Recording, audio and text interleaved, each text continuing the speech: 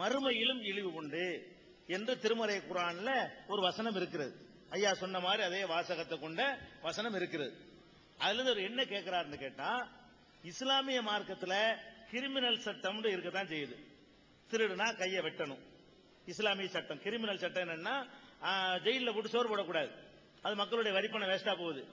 ஒரு நிமிஷத்துல முடிஞ்சு போயிருங்க. அதை வெட்டி தான் முடிஞ்சு போச்சு. மாமியா வீட்டுக்கு போறான்னு சொல்ல மாட்டான். அதனால திருடுனா கையை வெட்டி போடணும். கற்பழிப்புக்கு மரண தண்டனை கொடுக்கணும். கொலைக்கு கொலை தூக்கு தண்டனை தான் கொடுக்கணும். கொலை செஞ்சுட்டான்னா ஆயுள்லாம் கொடுக்க கூடாது, தூக்கு தண்டனை தான் கொடுக்கணும் என்பது போன்ற கிரிமினல் சட்டங்களும் இஸ்லாமிய மார்க்கத்தில் உண்டு. சிவில் சட்டங்களும் இஸ்லாமிய மார்க்கத்தில் உண்டு.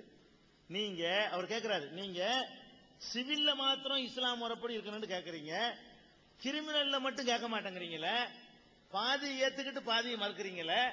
இஸ்லாம் சொல்லக்கூடிய கிரிமினலையும் கேட்டா என்ன, நீங்க நரகத்துக்கு தானே போக போறீங்க. இப்ப அந்த குர்ஆன் வசன பிரகாரம் பாதியை ஏற்று பாதியை மறுத்தால் நரகத்துக்கு தானே கொண்டு போய் சேர்க்கும் என்பது அவருடைய கேள்வி. ஒரு விஷயத்தை வழங்கிக் கொள்ளணும், கிரிமினல் சட்டத்தை யாரும் மறுக்கலாம் இல்ல.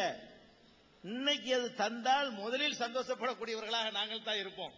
ஏன்னா அந்த சட்டம் தான் தேவைங்கிற கருத்து இன்றைக்கு பரவலா உருவாக்கிட்டு வருது. அத்வானி அவர்கள் கூட கற்பழிப்புக்கு மரண தண்டனை கொடுக்கணும் என்று பேச அளவுக்கு குன்றக்கூடிய அடிகளார் கூட இஸ்லாம் சொல்லக்கூடிய கிரிமினல் அமுல்படுத்தினால் மட்டும்தான் நமது நாட்டில் குன்றக்கூடிய அடிகளார் இப்ப இருக்கிறவர் இல்ல.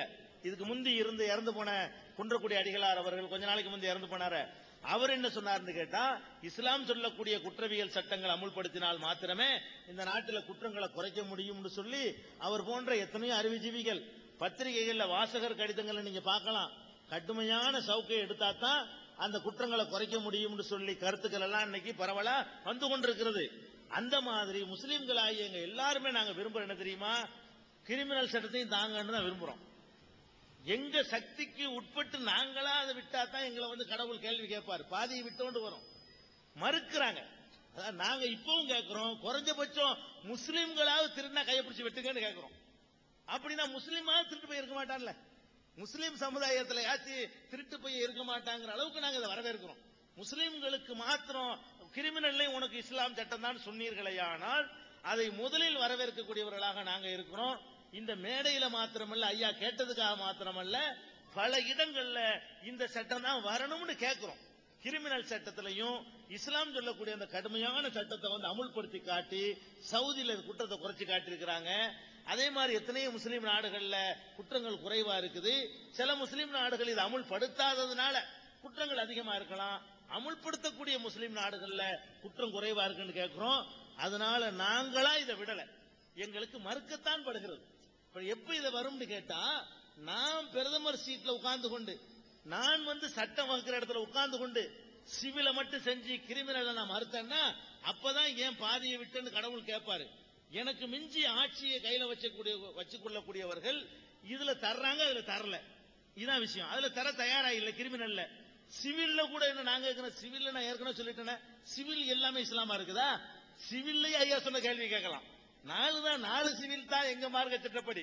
4000 சிவில் பொதுவான எல்லாருக்கும் ஒரே சட்டம் தான். 4 ஆரம்பத்தில் வந்தவங்கள்ட்ட நான் என்னுடைய உரையில சொல்லி இருக்கிறேன், 4 சிவில் தான் எங்க சட்டப்படியே தவிர 4000 சிவில் மேட்டர்கள் மற்ற சட்டப்படி தான் இருக்குது.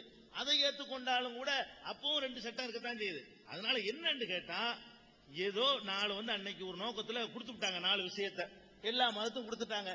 அதுல கைய வைக்கும் பொழுது சிறுபான்மையினர் பாதிக்கப்படுறோமோ, நம்முடைய அடையாளங்கள் போய்விடுமோ, நம்முடைய சுதந்திரங்கள் பறிக்கப்பட்டு விடுமோ என்ற மாதிரியான ஒரு அச்சம் வரும். ஒவ்வொரு சமுதாயத்துக்கும் வரும். நாட்டில் தேவையில்லாத பிரச்சனைகள் உருவாகும். அப்படிங்கிறதுக்கு தான் செய்யறமே தவிர கிரிமினலை கேட்கறதுனால கேட்டுட்டாங்க. கேட்டதுக்காக வேண்டி இப்பவும் கேட்கிறோம், எப்பவும் கேட்கிறோம், அதையும் கொண்டு வாங்க என்பதுதான் எங்களுடைய நிலை. அது இன்னொன்னு சொல்லி போடுறேன், நீங்க சொன்ன இன்னொரு மிச்சம் இருக்கு, அதை கேட்கலாம் நீங்க தொடர்ந்து. அதுக்கடுத்து ஒரு பக்கத்து சீட்ல முஸ்லீமா இருக்கணும் 4 பொண்டாட்டியோட ஒரு சீட்ல உட்கார்ந்துட்டு இருக்காரு.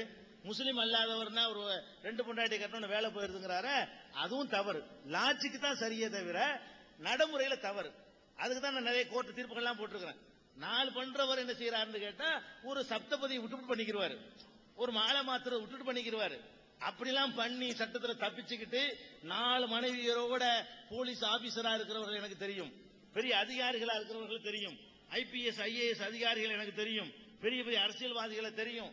அந்த மாதிரி எல்லாம் என்னன்னு கேட்டா ஒரு சின்ன ஒரு மிஸ்டேக் பண்ணிக்கிற வேண்டியது அவ்வளவுதான். முதல் கல்யாணத்துக்கும் ரெண்டாவது கல்யாணத்துக்கும் உள்ள சடங்குல அப்படி சின்ன ஒரு மிஸ்டேக் பண்ணிட்டா இதுதான் கல்யாணம், இது கல்யாணம் இல்லைன்னு கோர்ட்ல தீர்ப்பு வாங்கி வேலையில நீடிக்கிறார்கள். அதுக்கு உங்களுக்கு அந்த புஸ்தகம் தர்றேன், நீதிமன்றத்தின் பார்வையில் பலதார மனம்ங்கிற புஸ்தகத்தை தர்றேன், எப்படி எல்லாம் ஏமாத்தி இருக்கிறாங்க என்பதை நீங்களும் தெரிஞ்சுக்கிறீங்க. இப்ப என்ன கேட்டீங்களா, அதுல எதுவும் தெளிவுபடுத்த வேண்டிய டாபிக்கா இருக்கனால அவருக்கு இன்னொரு சான்ஸ் கொடுப்போம். அதுல என்ன கேள்வினாலும் கேட்கலாம், புது கேள்வி கேட்க கூடாது. ரெண்டு வாய்ப்பு இல்லன்னா ரெண்டு வாய்ப்பு விட்டுருவாங்க. அதுதான் சென்ற முறை புதுக்கோட்டையில துணை கேள்வி கேட்பது மறுக்கப்பட்டது. அதனாலதான் இது டாபிக்கா இருக்கனால டாபிக் விட்டுறாங்க. அதாவது ஷாபானு வழக்கு நடந்து முடிந்த பொழுது, அந்த தீர்ப்பு கொடுத்த பொழுது, இந்தியாவில் இருக்கக்கூடிய அனைத்து முஸ்லிம் அமைப்புகளும் ஷரியத் பாதுகாப்பு மாநாடு, ஷரியத் பாதுகாப்பு ஊர்வலங்கள் போன்ற பல்வேறுபட்ட அறப்போராட்ட நடவடிக்கையில் ஈடுபட்டன. இது போன்ற போராட்ட நடவடிக்கைகள் மற்ற சட்டங்களுக்கு, குறிப்பாக கிரிமினல் சட்டம் போன்ற சட்டங்கள் கொண்டு வந்தப்பட்ட பொழுதெல்லாம் முஸ்லிம்களுக்கு அந்த எதிர்ப்பு வரல. காரணம் எங்களுடைய கிரிமினல் சட்டங்களை மாற்றி சொல்வதுங்கிறது எங்களுக்கு தேவையில்லை, எங்களுக்கு தனி கிரிமினல் சட்டம் வேணும்னு சொல்லி யாரும் அப்படி என்னன்னா இது போல அறப்போராட்டங்கள் கூட நடத்தல. இது கொல்லுன்னு சொன்னா குதிரை வாயை திறக்கும், கடிவாளன்னு சொன்னா வாயை முடிக்குங்கிறது போல இருக்கு. என்ன எத்தனை முஸ்லிம்கள் திருடனா கையை வெட்டும், எங்களுக்கு முஸ்லீம் இஸ்மாயிலுங்க பேர் திருடிட்டு அவன் கையை வெட்டிட்டு அப்படின்னு சொல்ல எத்தனை முஸ்லீம்கள் ஒத்துக்க போறாங்க? எனக்கு புரியல. இது ஒரு உதாரணம் சொல்றேன். ஏன்னா மனித வாழ்க்கை என்பது ஆசாபாசங்கள் இருந்தது, நமக்கு என்னன்னா நிறைய சுகபோகங்கள் அனுபவிக்கணுங்கிற எண்ணம் உள்ள ஒரு வாழ்க்கையா போச்சு. இந்த வாழ்க்கையில இதுபோல கிரிமினல் சட்டங்களுக்கு தண்டனைகள் கொடுக்கும்போது இப்படிப்பட்ட நாடுகள்ல, பல்வேறுபட்ட மதங்கள் வாழக்கூடிய நாடுகள்ல இப்படி கேட்பது என்பது சாத்தியமாங்கிறத முதல்ல யோசிக்கணும். ஆனா அதே சமயத்துல தனி சட்டங்கள் சொல்லும் போது, அந்த தனி சட்டங்களை வைத்துக் கொள்ளும் போது நமக்குள்ள ஒரு பிரிவினைகளுக்கு வந்துட்டு இருக்கும்னு எனக்கு தோணுது. காரணம், என்னுடைய நண்பர்கள் நிறைய பேர் முஸ்லிம்கள் இருக்காங்க. இன்னைக்கு ரம்ஜான் மாதத்துல எங்க வீட்டுக்கு முதல் கஞ்சி வந்துடும், அந்த அளவுக்கு முஸ்லிம் நண்பர்கள் எனக்கு உண்டு. ஆனால் இந்த தனி சட்டம் என்று சொல்லி மறுபடியும் கொடி தூக்கி பிடிக்கிறதுனாலேயே இது என்னன்னு கேட்டா சமூகத்தை விட்டு தனித்தனியாக ஒதுங்கி போய்விடுமோன்னு ஒரு அச்சம் தான் எனக்கு ஏற்படுது. அது சரி, அதாவது அச்சம் ஏற்பட தப்பு. ஏன் தப்புங்கிறேன்னு கேட்டா 50 வருஷமா இது இருக்கிறதுனால என்ன அச்சம்? ஒண்ணுமே விலை போறது ஒண்ணுமே இல்ல. கிரிமினல்ங்கிறது சீனிவாசன் சாப்பிட்டது நான் திருடிடலாம், என்கிட்ட இருந்து அவர் திருடி போடலாம், பல பேர் சம்பந்தப்படக்கூடிய டாபிக்கா போயிடுது. இந்த சிவில் மேட்டர்கள் எல்லாம் முஸ்லிம்களுக்குள்ளதான் நடத்தி கொள்ள முடியும். சொத்துரிமை இருக்க, ஏன் தகப்பன் சொத்தை நாங்க 4 பிள்ளைய பிரிச்சுக்கிற போறோம். இதுல மற்றவர்கள் பிரிவு போடுறதுக்கோ விவகாரமா எடுத்துக்கொள்வதற்கோ மற்றவர்களுடைய உரிமை பாதிக்கப்பட வந்தாதான் பிரச்சனை வரலாம். எங்களுக்கு ஒரு வீட்டுல ஒரு குடும்பத்துக்குள்ள ஒரு தகப்பனார் இறந்துட்டாருங்க, அண்ணன் தம்பியும் பேசி நான் 80 வச்சுக்கிறேன் நீ 20 வச்சுக்கன்னு பேசி முடிவு பண்ணிக்கிட்டாங்க, 2 பேரும் காம்ப்ரமைஸ் ஆயிட்டாங்க. நமக்கு பாக்குறதுக்கு என்ன தெரியும், இவனுக்கு 80 அவனுக்கு 20, 2 பேரும் ஒத்துக்கிட்டாங்கல்ல. உனக்கு என்னதை பத்தி, அவன் 80க்கு ஒத்துக்கிட்டான், இவன் 20க்கு ஒத்துக்கிட்டான் மனப்பூர்வமா. இதுல அடுத்த வீட்டுக்காரனுக்கு பாக்குறதுக்கு விகாரமா தெரிஞ்சாலும் நமக்கு ஏதாவது நியாயம் இருக்குதா? அதை பத்தி கேட்க உரிமை இருக்குதா? 2 பேரும் மனப்பூர்வமா விட்டு கொடுக்கலாம். ஒருத்தன் எனக்கு இருக்குப்பா வேணாம் 20 கொடு, நீ 80 நீ வச்சுக்க. அந்த மாதிரிதான் முஸ்லீம்கள் தங்கள் சிவிலுக்குள்ள எங்களுக்குள்ள நாங்க பண்ணிக்கிறோம். எங்க மார்க்கப்படி இந்த மாதிரி செய்யணும்னு பண்ணிக்கிறோம். இதுல எங்க மார்க்கத்தினுடைய சில அடையாளங்களை, உதாரணமா ஒரு ஆள் இறந்துடுறாரு, அவரை அடக்கிறதா புதைக்கிறதான்னு ஒரு பிரச்சனை வரும். புதைக்கிறது என்பது எங்களுக்கு எங்க மார்க்கத்தில் உள்ளது, எரிக்கிறது என்பது எங்க மார்க்கத்தில் இல்லாதது, கண்டிக்கப்படக்கூடியது. ஒரு மாடியை கொண்டு எரிக்க கூடாதுங்கிறது ரொம்ப கடுமையாக இஸ்லாம் சொல்லுது. நாளைக்கு அதுல ஒரு சட்டம் வரும், எல்லாரும் என்ன செய்யணும், எரிக்கத்தான் வேணும். அப்ப எங்களுடைய மத உணர்வு போயிடுச்சோங்கிற மாதிரியான ஒரு ஃபீலிங் வந்தால், நம்ம அந்நியப்படுறோமோன்ற ஃபீலிங் வந்தால், அதுல நாட்டில் தேவையில்லாத பிரச்சனை உண்டாகாதான்? அதை விட இப்ப என்ன பிரச்சனை உண்டாயிரும். அதான் எப்படி உங்களுக்கு நாள் நீங்க வச்சுக்கிறோம், எங்களுக்கு நாள் நாங்க வச்சுக்கிறோம், உங்களுக்கு நாள் நீங்க வச்சுக்கிறீங்கன்னா ஒருமைப்பாடு கெட்டு போகல. நான் ஏற்கனவே சொன்னபடி ஒருமைப்பாடு கொண்டு வர வேண்டிய விஷயங்கள் எவ்வளவோ இருக்குது, அதுல கொண்டு வாங்குறேன். மது விலக்குல கொண்டு வாங்க, ஒரே மாதிரி வரி விதிக்கிறதுல சமச்சீர் வரின்னு கொண்டு வந்து பார்த்தாங்க, முடியலையே. ஆளுக்காள் பாண்டிச்சேரி ஒரு பக்கம் எந்திரிக்க, கேரளா ஒரு பக்கம் குதிக்க, சமச்சீரை காணா. இப்ப அப்ப சமச்சீர் வரி கொண்டு வர முடியல, ஒரே மாதிரி எல்லா மாநிலத்துக்கும் வரியை கொண்டு வர முடியல. அதுகளைத்தான் கொண்டு வரணுமே தவிர இதுல பிரச்சனை வர்றதுக்கு பெருந்தன்மையா நீங்க பார்த்தா வராது. நீங்க எப்படி பார்க்கணும், சீனிவாசன் சாரு அவங்களுக்கு 4 சரி, அது நம்மளுக்கு 4 இருக்கு. இதனால எல்லாம் நாட்டுக்கு ஒண்ணும் கிடையாது, அவங்க தங்களுக்குள்ள பண்ணிக்கிறாங்க, அவங்க அண்ணன் தம்பிக்குள்ள பண்ணிக்கிறாங்க, அவங்க குடும்பத்தாருக்குள்ள பண்ணிக்கிறாங்கன்னு சொல்லி அப்படி எல்லாரும் எடுத்துக்கொண்டோமையானால் மற்ற எல்லாத்திலையும் ஒரே சட்டமா தானே இருக்குது. இன்னொரு விஷயத்தை விளங்கிறேன்னு, புதிதாக ஒன்றை பெறுவதை விட இருக்கிறத எடுக்கிறதுங்கிறது பிரச்சனை உண்டாகும். இது ஒரு சைக்காலஜி, நல்லா விளங்கிக்கணும். புதிதா ஒன்றை உங்களுக்கு பெறுவது ரொம்ப கஷ்டம். ஒண்ணு காலாகாலமா இருந்து, உதாரணமா தலைவர்களுக்கு பேர் வச்சாங்க, மாவட்டங்களுக்கு தலைவர்களுடைய பெயர்கள்லாம் வச்சாங்க. இவங்க வச்சதான் இவங்களுக்கு எடுக்க முடிஞ்சுச்சு.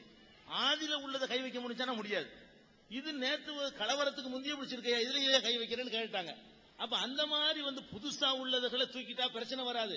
ஒரு 50 வருஷமா நிலை பெற்ற ஒன்று எடுக்கப்படும் பொழுது இன்னும் என்னென்னலாம் எடுக்கப்படுமோ, இன்னும் எதையெல்லாம் கை வைப்பாங்களோ, வாழ்வதே கேள்விக்குறியா போயிருமோ என்ற சந்தேகம் வராமல் பாதுகாக்கிற பொறுப்பு பெரும்பான்மை சமுதாயத்துக்கு இருக்கணுமா இல்லையா? அந்த அடிப்படையில் நீங்க பாருங்க, இதனால ஒரு பெரிய தேசத்துக்கு என்ன இதுல இடைஞ்சல்? இதனால எங்க முறைப்படி கல்யாணம் பண்ணிக்கிறதுனால, எங்க சொத்தை எங்க மார்க்கப்படி பிரிச்சுக்கிறதுனால, எங்களுடைய வப்புகளை எங்க மார்க்க பள்ளிவாசலுக்காக பயன்படுத்துறதுனால என் நாட்டுக்கு என்ன கேடு வந்துடும்? ஒண்ணு வராது. நாட்டுடைய பாதுகாப்புக்கு கேடு வந்துருமா? பிற சமுதாய மக்களோட மோதல் ஏதாவது வருமா? பிற சமுதாய மக்கள் சம்பந்தப்பட்ட மேட்டரா? ஒண்ணும் இல்ல. அப்படி எடுத்துக்கொண்டு பார்த்தா ஒரு குழப்பமா தெரியாது.